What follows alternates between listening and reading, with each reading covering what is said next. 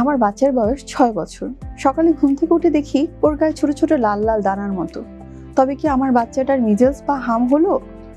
আসসালামু আলাইকুম, আমি ফাতিমা তুজোহরা, চর্ম বিশেষজ্ঞ, আছি আলোক হেলথ কেয়ার হাসপাতালে এবং এনাম মেডিকেল কলেজ হাসপাতালে আছি অ্যাসিস্ট্যান্ট প্রফেসর হিসেবে।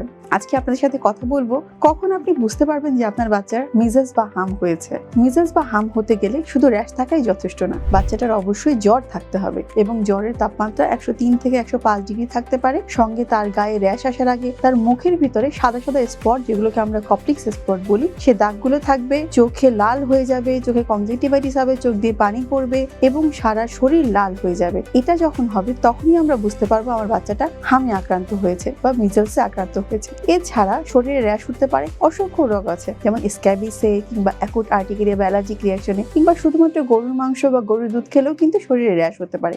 নবজাতকের যত্নে একটু আপোষ নয়। আলোক এনআইসিইউ, ভালোবাসা, যত্ন, অভিজ্ঞ চিকিৎসক, 24 ঘন্টা সেবা আর আধুনিক চিকিৎসার নিশ্চয়তা। আপনার শিশুর নিরাপদ আগামী আমাদের অঙ্গীকার। তাই সবসময় র্যাশ দেখেই ভয় না পেয়ে অবশ্যই যখনই র্যাশ দেখবেন আতঙ্কিত হবেন না।